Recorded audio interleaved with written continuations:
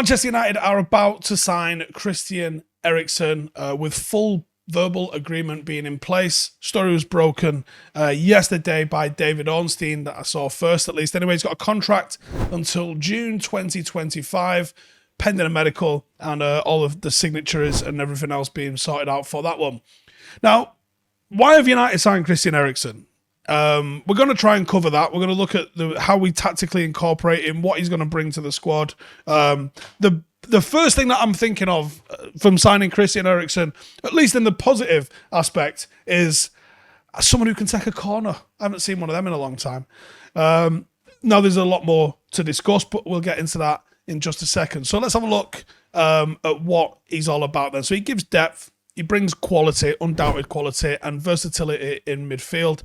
Technical, footballing IQ that we don't really have. Definitely something the likes of Fred and McTominay massively lack. Also a bit of an alternative potentially to Bruno Fernandes in the 10, where United have been extremely over-reliant on Bruno over the last couple of years since his arrival. It's a signing that could also help stagger minutes for him and potentially other players, incentivise him to find form, keep him on his toes, all the good things that you need in a squad. So he starts for Brentford last year, very, very good, per 90 minutes, and then his Premier League rank for those per 90 as well. So 6.25 progressive passes, puts him 11th in the Premier League. 5.08 shot creating actions, third. 3.08 key passes, second.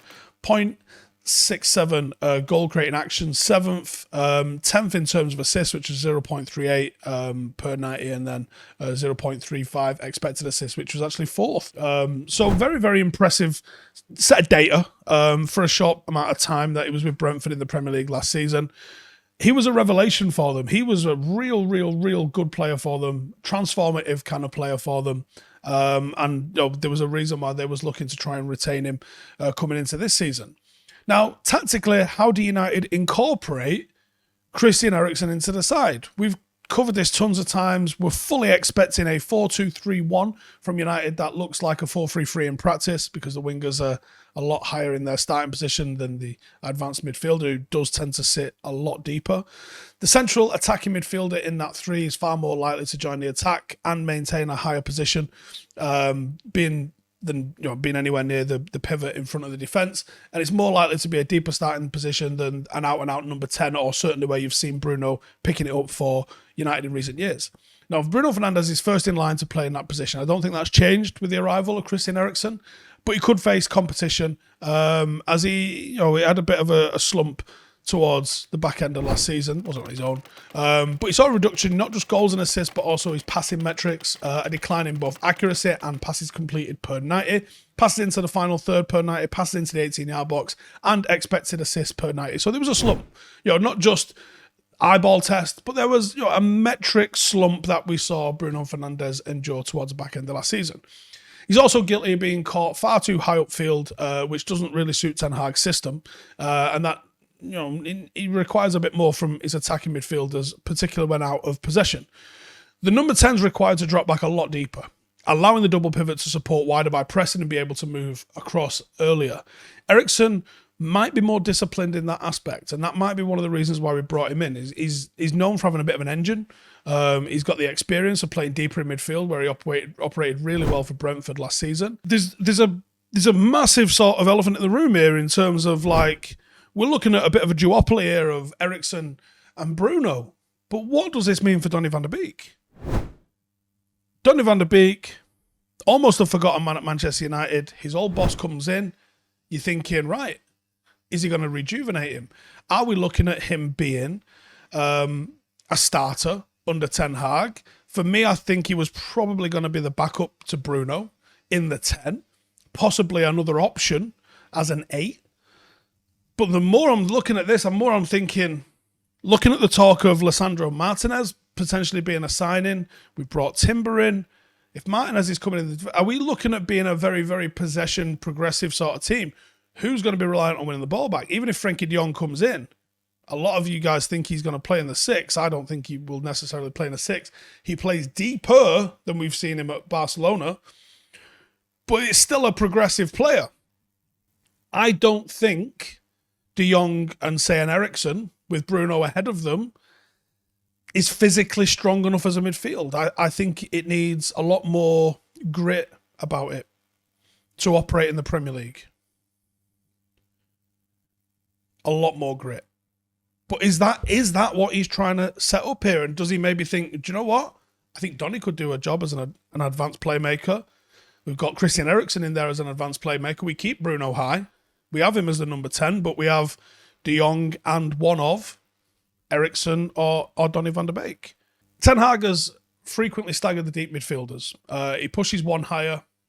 One often ends up looking like a single pivot. That player invariably acts like an anchor. De Jong ain't that guy. Donny van de Beek ain't that guy. Christian Eriksen ain't that guy. Jimmy Garner, I think, probably could be that guy, but he ain't that guy. Not yet. We still don't have a defensive midfielder for that role. Eriksen's capable of being, a midfielder that could play in a double pivot, but he doesn't have the defensive sort of grit and raw instincts to be able to go and smash people in that sort of role.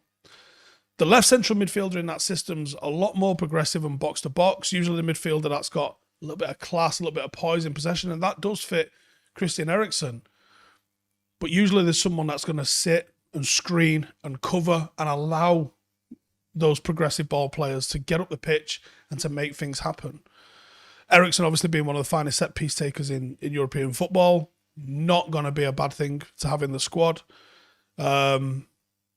With obviously the health concerns and the pacemaker, having a couple of players already in that position, does Eriksen move the needle for United, or have we signed him because he was free?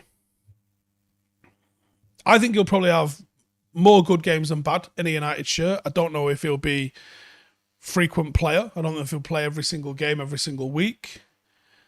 But it's a really interesting signing. Really interesting signing, and not one that I would say we were desperate for, but the first two signings through the door, Malacia, Christian Eriksen, it looks like we could be bringing in Martinez and De Jong as well. There's your four. If we lose Ronaldo, we need a fifth. There's an argument to be made about needing a right winger, certainly an argument about needing a right back. Who's that number 6, though, still? We still need a number 6, I think. So we could end up signing 4 players and still needing 3. How mad's that? Anyway, give me your thoughts on Eriksen. Does it move the needle? Have we improved the starting 11? Because that is what Manchester United needed to do. And personally, I can't sit here and tell you that United have definitely improved the starting 11 by bringing Christian Eriksen in. Interesting signing, though. Hey, thank you for watching the video. If you are new around these parts, then don't forget to subscribe. My channel is proudly supported by my community on Patreon. If you'd like to get a little bit of extra content, a Discord group, meetups, 5-a-side games, weekly podcasts, behind the scenes, and even an occasional bit of transfer news as and when I get it, then for the price of a pint, you can show your appreciation for the content that we make and get some goodies for doing so as well. Check the link in the description or click the button right here. You'll also find all of my socials here too if you want to follow me on any of those platforms. Nice one.